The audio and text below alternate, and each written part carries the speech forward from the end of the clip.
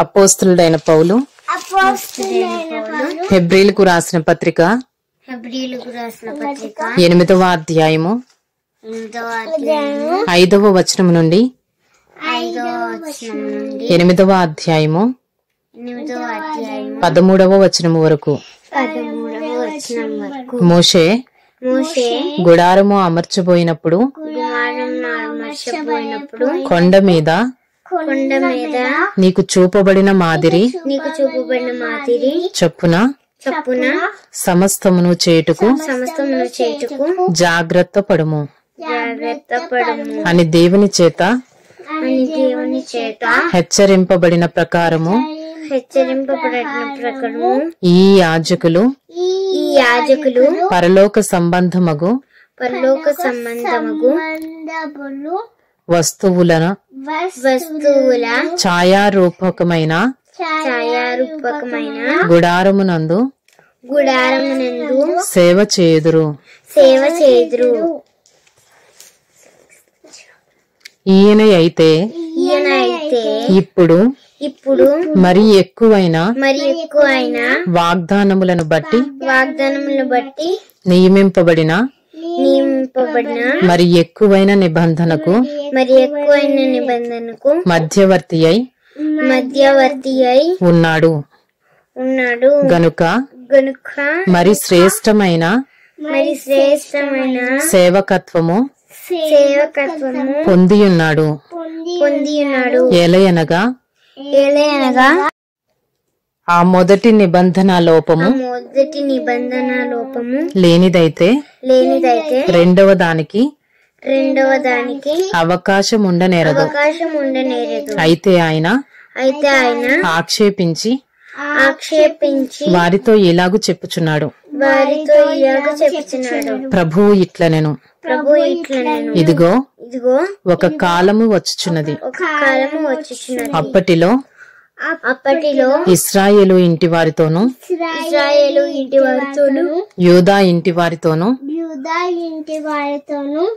నేను క్రొత్త నిబంధన చేయుదును. అది నేను ఐగుప్తు దేశములో నుండి వీరి పితరులను వెలుపలికి రప్పించుటకై వారిని చెయ్యి పట్టుకుని దినమున వారితో నేను చేసిన నిబంధన వంటిది కాదు. ఏమనగా వారు నా నిబంధనలో నిలువలేదు గనుక నేను వారిని అలక్ష్యము చేసి తినని ప్రభువు చెప్పుచున్నాడు. ఆ దినములైన తరువాత ఇశ్రాయేలు ఇంటి వారితో నేను చేయబోవు నిబంధన ఏదనగా వారి మనస్సులో నా ధర్మ విధులను ఉంచెదను, వారి హృదయముల మీద వాటిని వ్రాయుదును, నేను వారికి దేవుడనై ఉందును, వారు నాకు ప్రజలై ఉందురు. వారిలో ఎవడును ప్రభువును తెలుసుకొనుడని తన పట్టణస్థునికైనను తన సహోదరునికైనను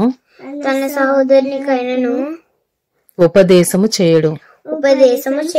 వారిలో చిన్నలు మొదలుకొని పెద్దల వరకు అందరూ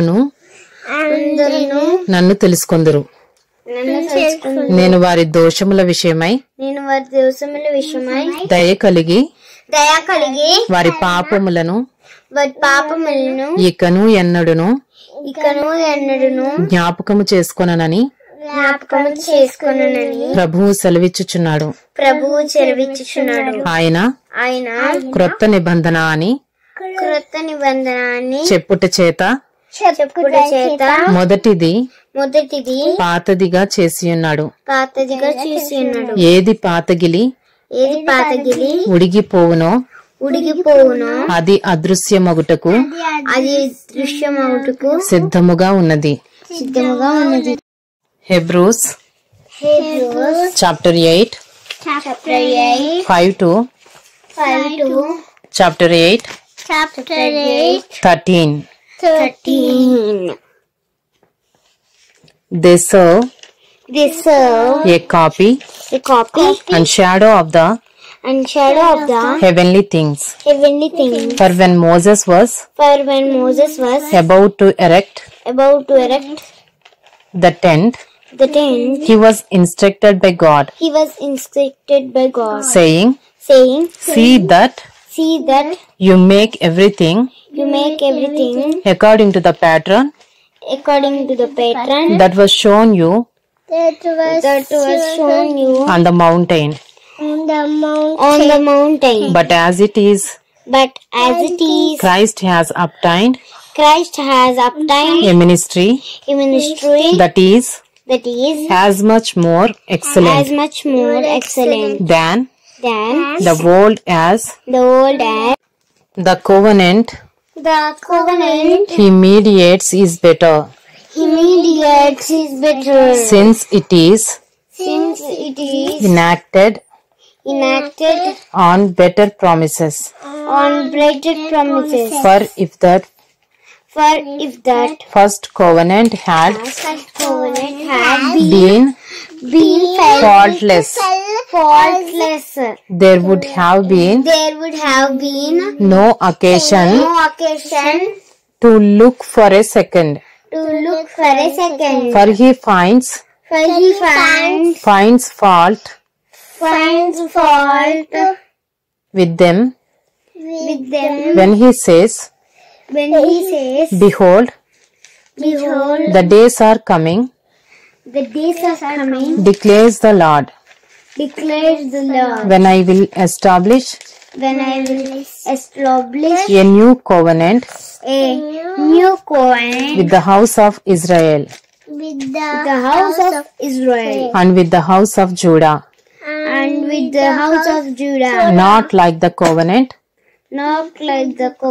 that I made with their fathers on the day when I took them by the hand to bring them out of the land of Egypt. For they did not continue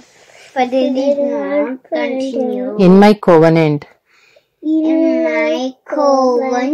And so I showed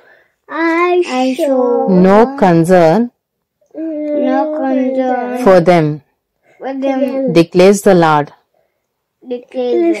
For this is the covenant that I will make with the house of Israel. After those days, declares the Lord, I will put my laws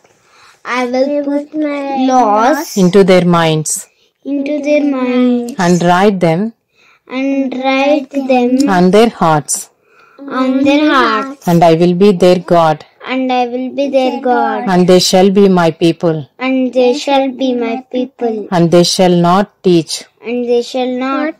each one his neighbor and each one his brother, saying, Know the Lord, for they shall all know me, from the least of them to the greatest. For I will be merciful toward their iniquities, and I will remember their sins no more. In speaking of a new covenant, he makes the first one obsolete. And what is becoming obsolete and growing old is ready to vanish away.